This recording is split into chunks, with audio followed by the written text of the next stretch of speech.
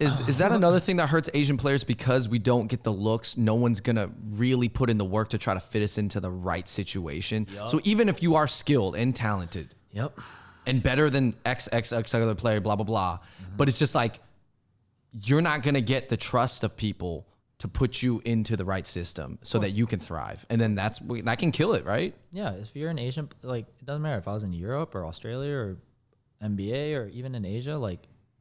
The way they view you and look at you, that's a huge deal because you gotta understand this person's a human being. The guy who's your coach or the general manager, he's just like us in a way. He's gonna think just like us. Like stereotypes. The stereotypes.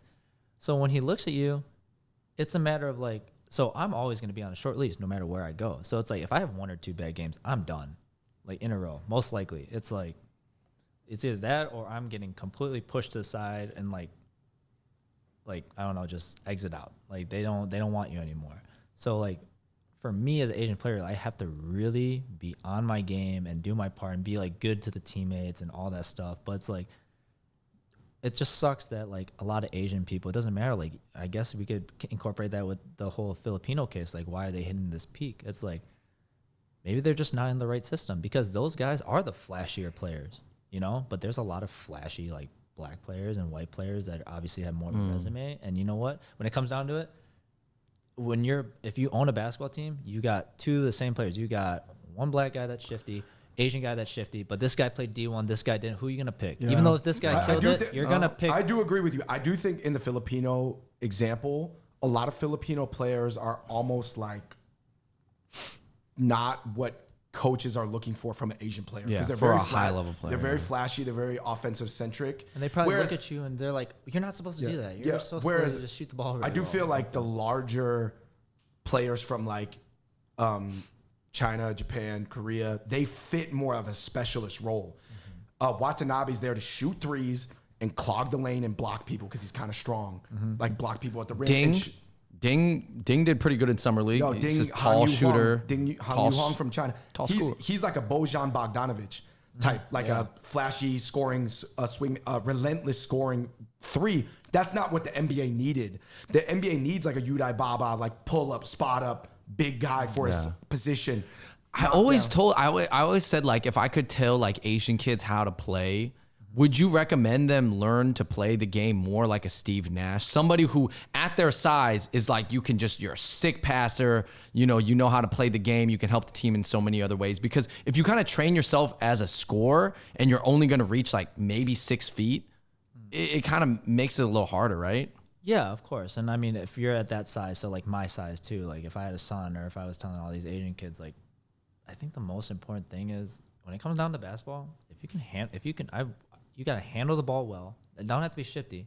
Just be able to control the ball and not be able to lose it. You know? Don't get it stolen when they're pressuring. Like, do that and be able to shoot the heck out the ball. Yeah. Because guess what? At the end of the day, it doesn't matter what color your skin is. If you are 9 out of 10 in practices and like hitting like 70% of threes, you're 70% at threes, you're going to get picked up. Like you're going to get open threes. If you're a great 3-point shooter, you're going to get open threes through any system. Coaches love shooters. You want the shooter. You're gonna always have a spot on the team if you can shoot the ball, and if you can handle the ball, that's the cherry on top. So now you can have a little bit more control of the game. You can be more a part of it if you can dribble. But the shooting, like that's with anyone. Like if you can shoot the ball, you can play ball. I think that's the biggest part because obviously being Asian might be small, you can't get to the lane as much, or any of that. You gotta be able to knock down that distant 3. Right. I mean that's even what keeps the short guys in the NBA. Yeah. Isaiah Thomas, when he's healthy, is a knockdown shooter. Yeah, you can knock down threes. I wanted to talk about, I think we're going to start wrapping it up, but I want to like kind of sum up some of the points and give your advice because I think you have so much experience and a lot of knowledge about this. Yeah, and I think that one thing I want for you people to take away is like, there's a lot of Asians who wanted to play pro their whole life, right? Yeah, and then the NBA, unless you fit like the physical breakdown, it kind of like at some age it's gonna go by the wayside. Of course. And then you're gonna start looking towards Asia. Yeah. You are somebody who has kept working and you are a pro basketball player. You're not getting paid a ton of money. Like a banker is gonna make more than you in the US, right? But you're chasing your dream.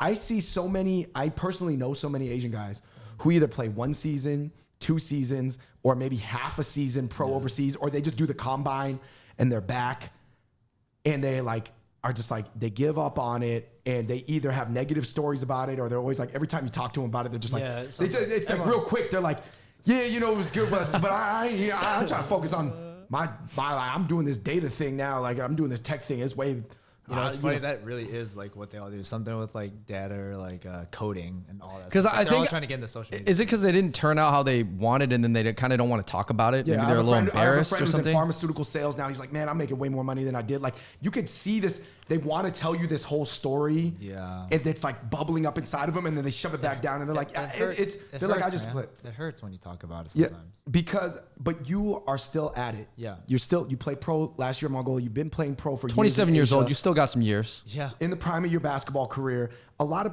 Asians, right, because we're so money centric, our parents come here as immigrants, they're not thinking like, there's probably some debate. Like probably some people are hitting you up like, bro, you stay at it. You inspire me. And some people Complete opposite. are like hating on it, or hating on it, or just kind of being like, bro, like you want to join my pharmaceutical sales? I got a job for you, dude. You moved back to Michigan. I get that all the time. Actually, I was actually taking a class when I had time. Like, so I went back to college to finish up a couple classes, and literally one guy, like I was telling him my story, and he was an Asian dude.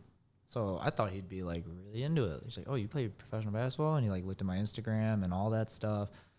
And he literally like 3 days later, we had class again, and he brings up like, "Hey man, like I was like looking all this stuff up. I know you don't make that much money." He goes like, "But like I like your personality. Like, dude, I can help you get a job in my company." And I'm like, I literally did not want to sit by him anymore. I'm like, wow, dude, like I didn't get. That was like one of the, like, I can't forget that day. I was so stunned. Out of all things he could say, the fact that this guy literally looked at me and just said, "I want to help you out by getting you a better paying job." Yeah, it's because other people, they don't believe. They don't believe. Other Asians don't even believe in Asians sometimes, and that's what hurts. That's what kills me the most. It's not even anyone else. I think the thing that like disappoints me or definitely gets me emotional is when an Asian person kind of puts me down or like considers me like less. It's not even about the jealousy or any of that. Like I can understand that because I did it, but the part is like really putting me down. Like you are basically not even giving me the credit of what I've done. You can't even just say, "Wow, like congrats," at least, or "Wow, good job," or like "I'm proud of you." Like, "Wow, you did something that not a lot of people could do." It's just like I might not get that type of validation, but obviously I crave that validation. But I honestly just want it from the Asian community more than anything. What do you think it is about? I mean, obviously it's a cultural thing, right? We're raised to believe that the guy who makes 200K is a better person than the guy who makes 100K. I'll tell you this, not every cultural community works off that metric as strong as the Asian community does. Yeah. It's so like, what college did you go to? Blah, blah, blah, blah, blah. And they're like, "Oh, okay, you're playing in Mongolia, right?" And then, you know, you get to, "Oh, I didn't know Mongolia had a league."